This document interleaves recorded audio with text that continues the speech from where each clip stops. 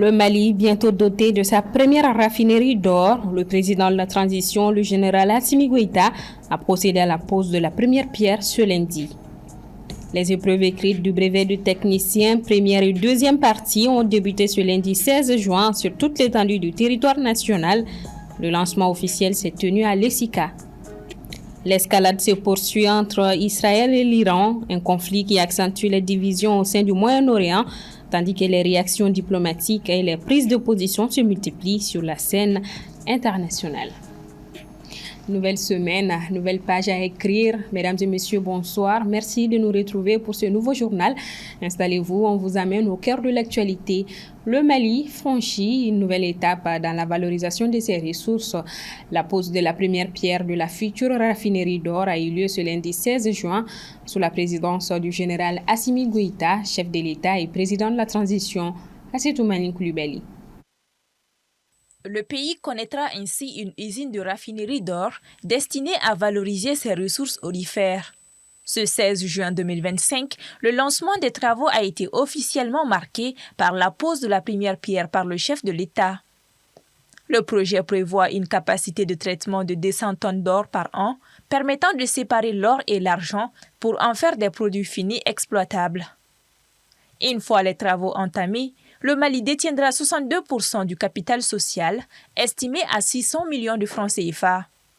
Il s'agit d'un partenariat entre l'État malien et la société russe Yadran. Ce que nous construisons, ce n'est pas simplement une usine. Nous construisons des emplois avec une formation continue, des salaires stables et une protection sociale, des infrastructures et une sécurité répondant aux exigences internationales.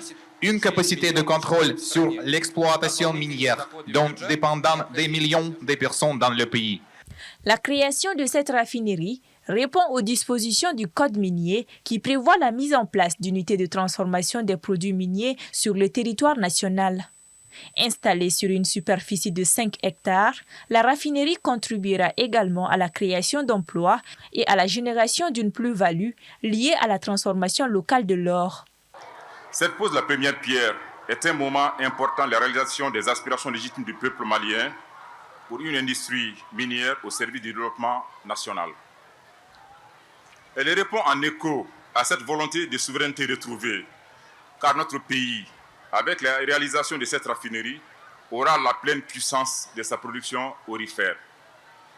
Il me faut rappeler que la chaîne d'exploitation minière se limite encore aujourd'hui dans notre pays à l'extraction du minerai et à l'exportation de l'or brut vers les destinations internationales disposant d'usines d'affinage.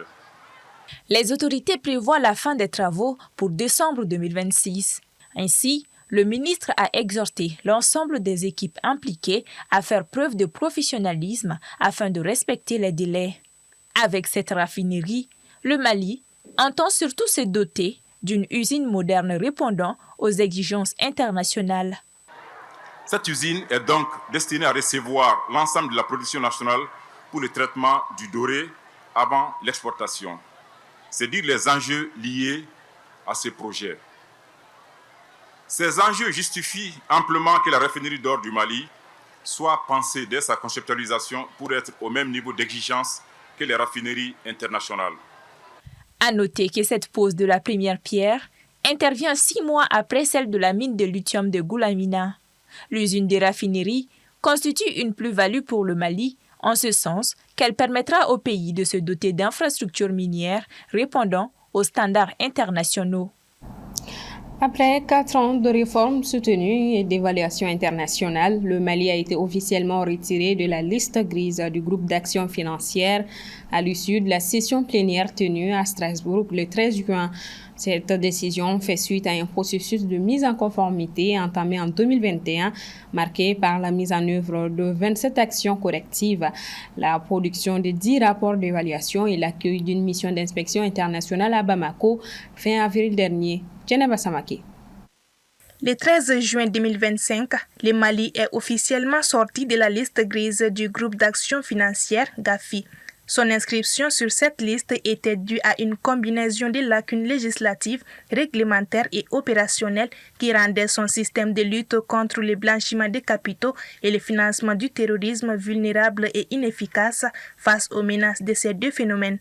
Pour en sortir, le pays a dû s'engager dans un plan d'action rigoureux avec des réformes et des efforts déployés pour renforcer son dispositif de lutte contre le blanchiment des capitaux et le financement du terrorisme. C'est une très bonne nouvelle parce que c'est la coordination de plusieurs ministères pour quand même mettre en œuvre les mesures ou les recommandations qui ont quand même été proposées à notre pays, qui ont été acceptées. Cela veut dire que quand même il y a eu une volonté politique d'abord, ensuite qu'il y a eu le leadership du gouvernement en cette matière et évidemment les efforts ont été couronnés de succès. C'est une nouvelle significative qui devrait avoir des répercussions positives sur l'économie et la réputation du pays. Les investisseurs, ils regardent quels sont les pays qui sont sur la liste noire et sur la liste grise. Et ça leur permet de conforter quand même leurs analyses par rapport aux risques qui sont engendrés en investissant dans ces pays. Donc je pense que c'est un risque qui est amoindri au niveau de notre pays. Alors donc, un pays qui sort de cette liste, c'est véritablement une bouffée d'oxygène pour ces pays en termes d'attractivité. Donc ça permet une attractivité de l'économie, donc par les investisseurs étrangers. Le GAFI a évalué en février 2025 environ 139 pays classés en deux catégories. La liste grise sur laquelle étaient placés le Mali et la liste noire composée des pays qui représentent de graves lacunes dans la lutte contre le terrorisme et le blanchiment des capitaux. 24 pays figurent désormais sur la liste grise, dont l'Algérie, la Côte d'Ivoire et Monaco, tandis que la Corée du Nord, l'Iran et la Birmanie figurent sur la liste noire qui reste constituée. Direction la région de Ségou, où le poste de sécurité de Pelengana a été la cible d'une attaque armée hier soir. Des individus armés non identifiés ont ouvert le feu sur la position militaire. Les soldats en poste ont donc réagi avec détermination pour repousser l'assaut. Des renforts ont été immédiatement déployés et une opération de ratissage a été menée pour sécuriser la zone, selon des sources locales.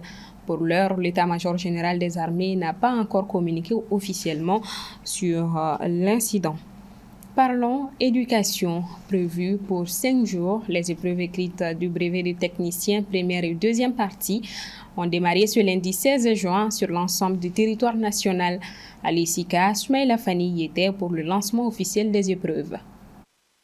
Cette année 2025, ils sont au total 46 506 candidats aux examens du brevet de technicien, repartis entre 34 922 candidats pour le BT1 et 11 884 candidats pour le BT2. Démarrées ce lundi 16 juin dans les 145 centres d'examen du pays, ces épreuves se poursuivent jusqu'au vendredi 21 juin prochain. Les autorités attachent la plus haute importance à l'organisation, au déroulement et à la proclamation des examens, à la proclamation de leurs résultats.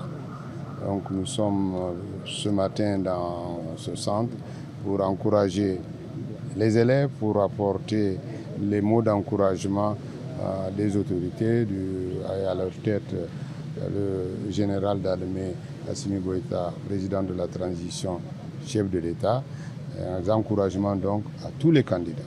À l'ESICA, l'un des 20 centres d'examen au niveau de l'Académie d'enseignement de Bamako et Rive-Gauche, les premières enveloppes pour la spécialité électromécanique niveau BT1 ont été ouvertes. Au niveau de l'Académie de Bamako et Rive-Gauche, nous avons le BT1 et le BT2 pour cet examen.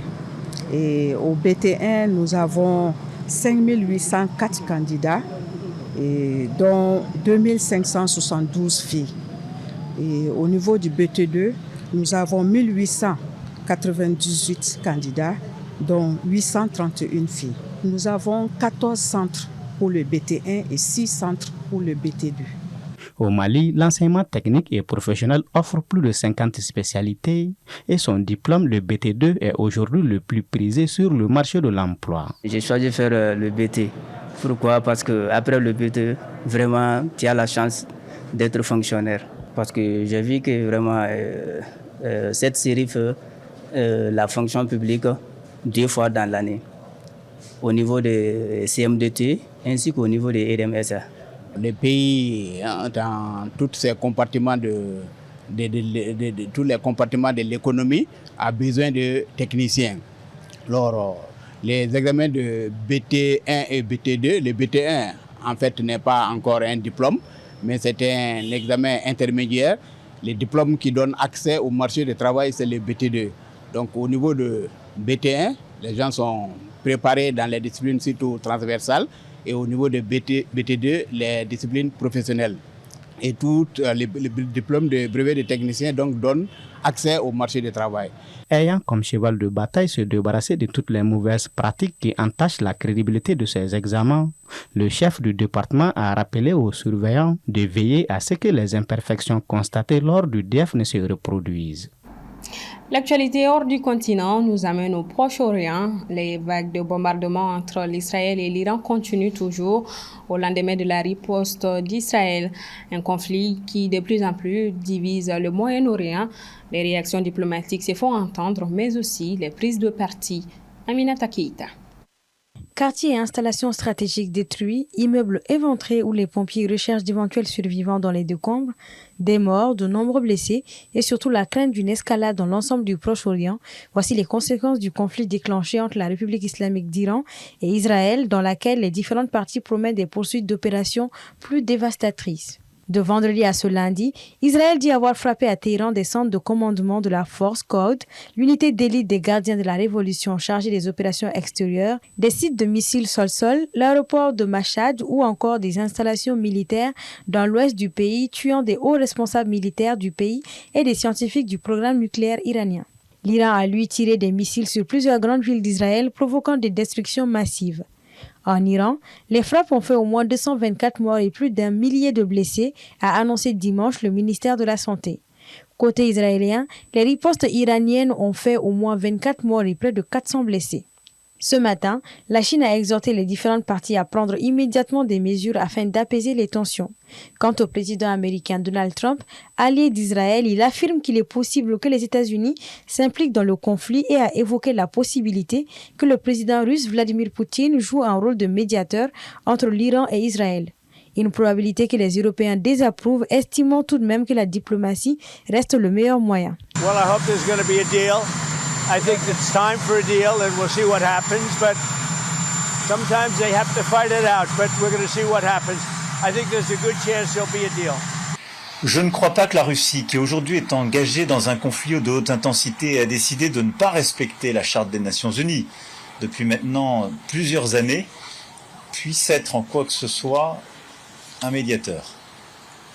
Je pense que c'est la responsabilité collectif qui est la nôtre, d'essayer de réengager au plus vite un conflit et donc dans un premier temps d'éviter toute escalade et que l'ensemble des protagonistes reviennent à la table des discussions. Ennemis de longue date, c'est la première fois qu'Israël et l'Iran s'affrontent militairement avec une telle intensité.